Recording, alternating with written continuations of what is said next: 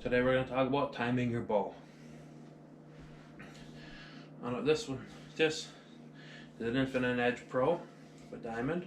This is just for an example. These draw stops come down and they hit this cable, and you want to time it to hit both at the same time. Otherwise, if they're not, they'll have like a little hitch in it. So this is how we got to do it.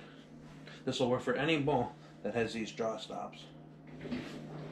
For timing, I have this hook up in the ceiling, and I'll put it there at the D-loop and pull down so I can see exactly when it hits. This bow is timed very well.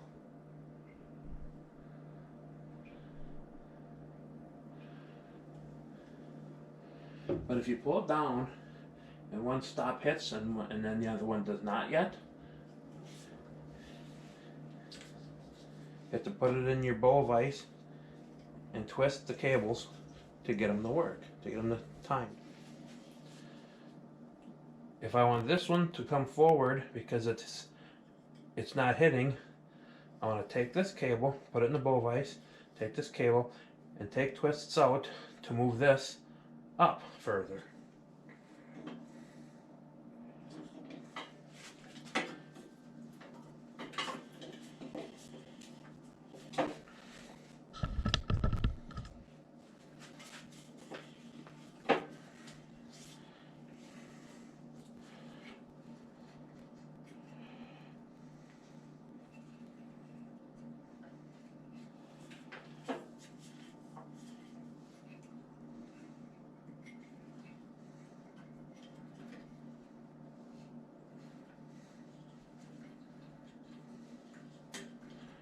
So you take this cable,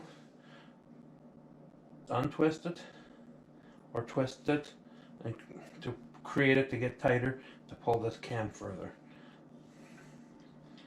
This one was timed very well, so I would not do that.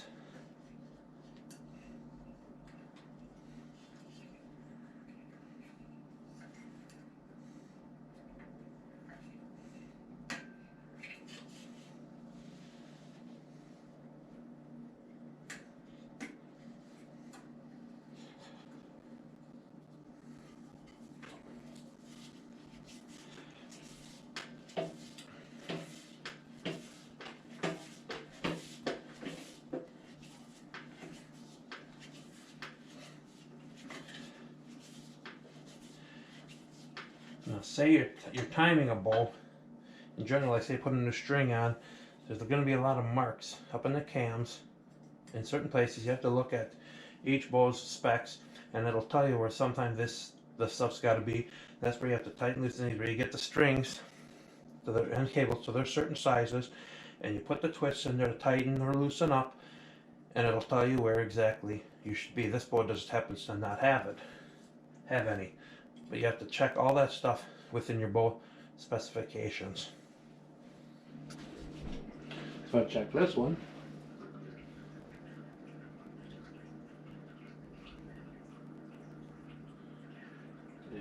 This one hits before this one.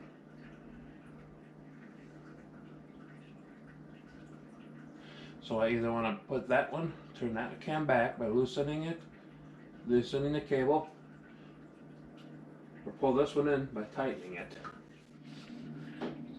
So now we're going to look at tightening this one.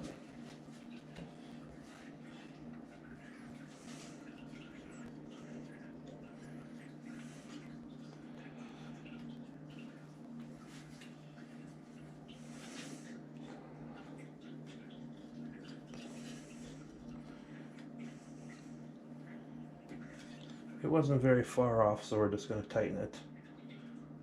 Probably, maybe one. Takes practice, little trial and error for people to start doing this, but you can get it.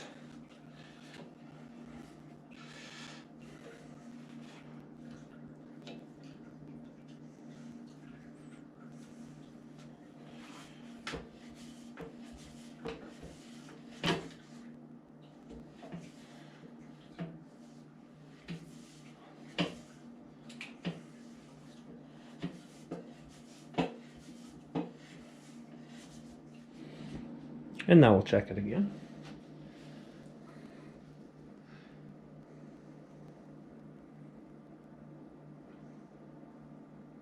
And that is right on.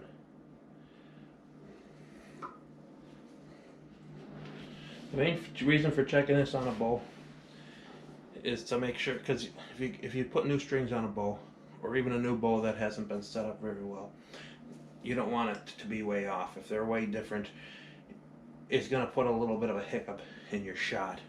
So keeping everything timed up real good, or having a guy that you can trust that does it, is a good idea. So, but if you want to do it yourself, there's a tip on how to do it.